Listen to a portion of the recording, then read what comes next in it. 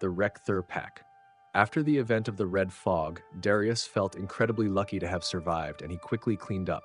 But that night was not like the others. There was no wind, no insects.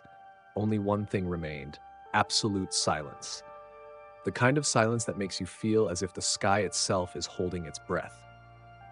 Darius sat with his back against the stone wall, sharpening his spearhead with a makeshift whetstone. His hand trembled slightly. Too many events had only sharpened his alertness. Instinct pushed him to stand, a sensation hard to name but strong enough to make him pick up his weapon. A shadow swept past the cave entrance, then another. Sand began to fall from the stone ceiling. Darius spun around. Nothing. Then the firelight flickered, and from behind him the darkness split open. Exactly like that, as if a solid slab of black had been torn apart by something larger, thicker, more alive than darkness itself. A head pushed into the cave entrance, low and wide, its yellow eyes glowing like two heated stones. Then came a hiss that made the cave tremble. Sick! Darius hadn't even lifted his spear when three more arms thrust in from both sides of the cave entrance, gripping the rock, ripping the mouth of the cave apart like torn fabric. Stone burst, dust exploded, red sand rushed in. Firelight revealed the creature fully. Rek'Thur, exactly as the SEU files described, yet fiercer, almost nightmarish beyond human imagination. Its body stood nearly 3 meters tall, 4 long arms with muscles coiled like steel cables. Each pair served a natural purpose, one set to hold, the other to tear. Its entire form was covered in semi-mineral scales, half stone, half living chitin. Its mouth wasn't a mouth, it was a nest of teeth. 2 layers, slanted, razor-sharp enough to catch firelight. Whenever it opened its jaws, its breath smelled of hot metal mixed with sulfur. The one in front roared, spreading all 4 arms. Without a second's delay, more shadows charged in. 3, 4, 5. Darius couldn't count. They flooded the cave like a wave of living flesh. Darius stepped back, dodging the first grab, driving his spearhead into the joint between the neck and shoulder of the nearest creature. The spear went in, but not deep. The scales were too thick. The Rek'Thur screeched, snatched the spear shaft, and snapped it like a dry twig. Another arm slammed into his chest. No time to breathe, scream, or understand, only the impact launching him into the stone wall. His ribs throbbed with sharp pain. The world darkened for a heartbeat. When his vision returned, he saw 4 creatures surrounding him, while 2 others shredded his belongings, tossing everything aside. One of them raised both hands, emitting a harsh, raspy hiss as if signaling something. Immediately, the group seized his limbs in terrifying coordination. Two grabbed his arms, 2 his legs, 1 lifted his torso like carrying a weightless prey. Darius screamed, struggling desperately, but the grip of those 4 arms was like steel clamps. Stop! Stop! Stop! His shouting meant nothing to them. One leaned close, its tooth-filled face inches from his own, sniffing him, its hot breath scorching his cheek. Then it shrieked, a sharp, high tone that stabbed into his eardrums.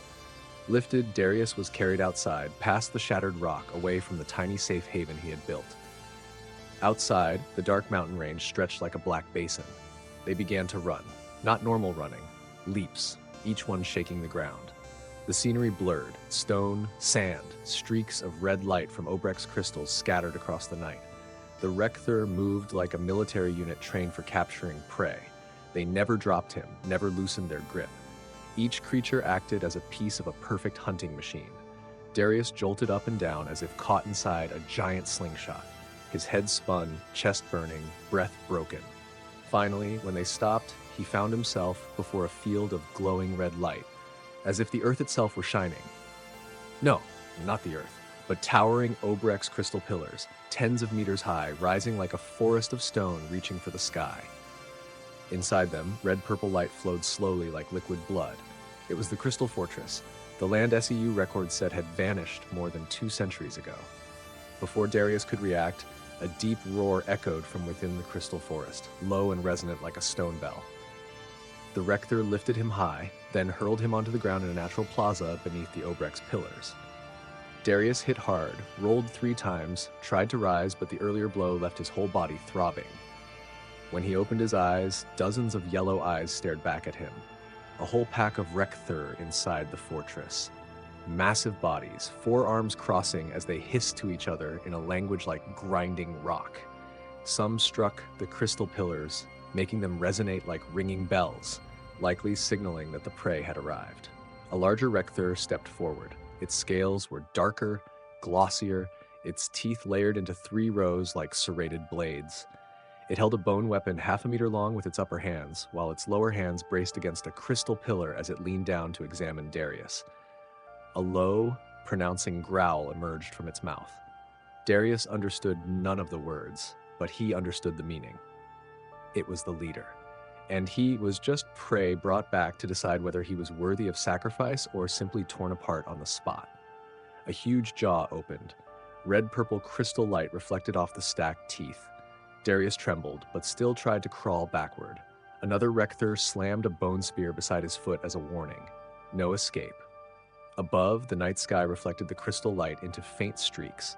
No sound except the hissing of the Rek'Thur and the pulse-like hum of the Obrex crystals. Somewhere higher up the rocks, had he looked, he might have seen a faint blue dot lingering on a cliffside.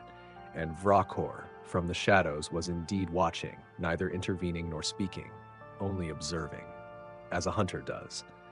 And Darius Hale, captured alive by these monstrous 4-armed creatures, lay in the middle of the crystal fortress, unaware that his existence was slowly becoming part of a deadly game between the dominant species of Sertal, a game he was now drawn into, with no path of retreat.